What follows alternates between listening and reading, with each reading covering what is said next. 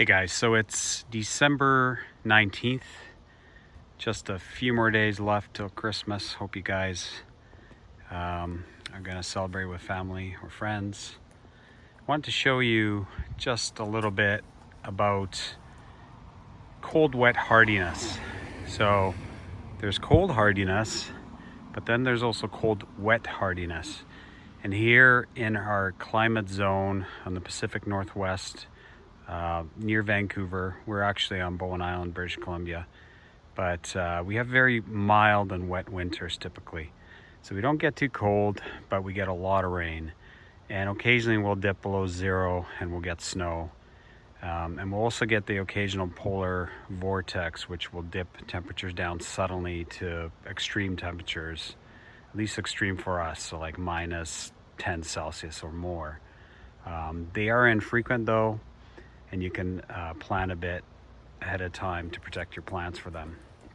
But normally we just get a very wet, cold, coolish winter. So the averages are maybe about 7 or 8 Celsius during the day and 3 to 4 Celsius during the nights.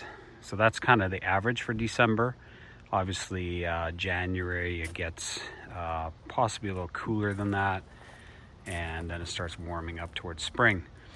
So this is a fantastic plant, Yucca rostrata, in our climate. It is normally found in deserts, but as you can see here, it does quite well. So it has a good cold tolerance, but it also has an extremely good wet cold tolerance. And as you can see, there's no fungus on it, no black spots. It's just in perfect shape. Obviously these lower leaflets are spent, so they're not, green anymore, and they've got a little bit of black spots on them. But otherwise up here it's all beautiful, and this is an extremely good yucca to grow in our climate zone. I'll show you a few other yuccas that are decent to grow. So this is Yucca color guard, so it's filamentosa color guard, and it also doesn't get any fungus on it. And as you can see, it's very resistant to cold and to wet cold, and these two yuccas are doing just fantastic. Here's another one called Yucca rigida blue sentry. So it's very resistant to wet cold conditions, doesn't really get much fungus on it, if any. Great choice for this climate zone. So we're in a zone 8B, I'd like to say /9A, but the last few winters have pushed us down to about an 8B, and it's mostly because these polar vortexes that we're getting, which are becoming more frequent because of the unstable jet stream, which some people say is due to climate change, but it's still out there whether that's entirely the cause or if it's cyclical pattern that the earth goes through. This is Yucca glauca.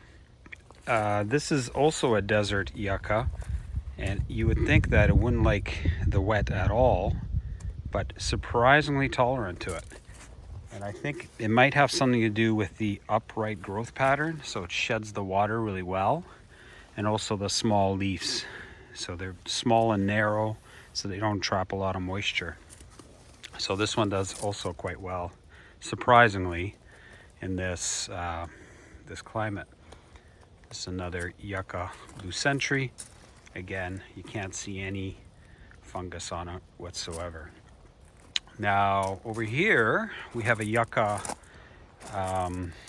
gloriosa, just a green form. Again, really tolerant to the cold wet. As you can see, there's no fungus on it at all, no black spots. I forgot the name of this one. It's the inverse of color guard. It has a specific name, but as you can see, it has green in the middle and yellow on the outsides. Again, just as tolerant as color guard, to the cold, wet conditions. But let me show you here these Yucca gloriosas, variegatas. So these are variegated gloriosas. These ones, surprisingly, are quite susceptible to fungus and black spot. As you can see, already it's developing here on many on many of the leaves, quite prominent. And the newer upright growth seems okay. So this goes back to my theory that if it's able to shed the water quickly, it tends not to get the black spot. But because the blades are so thick on these, and they almost look like a spoon, like a scoop, when they're down lower and they're more lateral growth, they tend to develop this black spot fungus. So, I mean, it's a beautiful plant, and I have 2 of them here. Actually, I have 3 of them. But as you can see, they all have the fungus on them. So what I do in the spring is I trim back all these lateral leaves, and I just leave the very upright growth that is has less of this black spot on them. And they grow quite a bit every year. This one's developing quite the trunk on it already. So not the best choice for a wet, cool climate, but you can make it work.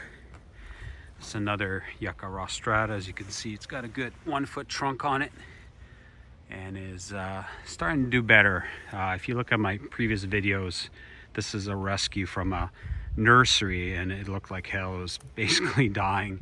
So I bought it for $40 from them, and it took many years to get it to start looking better. So this is now its 3rd or 4th year since I got it. And I've moved it a few times, which doesn't help with rooting, but now it's starting to grow quite nicely. So looking forward to that. This is a regular Yucca filamentosa. Also an excellent choice for this climate. Doesn't mind the cold and the wet at all. Another Yucca rostrata. And then this is a surprising Yucca that I found does quite well. I thought it might not. So this is a Yucca magenta, and as you can see, this is its 2nd winter here. There's absolutely no fungus on it, and it hasn't died back at all from the cold. And last winter we got down to minus 11.3 in this location when we had a polar vortex, and I didn't protect it at all. And I have 2 of them. This one here is a little behind because I moved it a few times, but it's doing quite well. It might have a touch of the black spot on there, but that's on the lower leaves. And again, it doesn't have very wide leaflets, so perhaps it's that's the reason why it's not getting a lot. And then there's another collar guard here. One thing with the collar guards I notice, which is kind of annoying, is when they flower, they start branching. So wherever it flowered from, that will start dying back, and then it's got a new shoot here it sends up. It might even send several shoots. But what happens is it's very slow to do that, and it looks kind of crappy during the meantime. So what I recommend you do, and this applies to many other yuccas, is you just cut that flower stalk as soon as you see it forming, and that will halt it from doing that. And then you don't have this look like this. Long term, it's okay because it ends up branching, and then you'll have multiple heads growing. But for the short term, it really does make it look pretty ugly. What else can I show you guys? That's pretty much it. I have a few more yuccas back here. Another blue century, and another, I think that's a gloriosa, just a regular form. But again, completely free of black spot and doing well in this climate.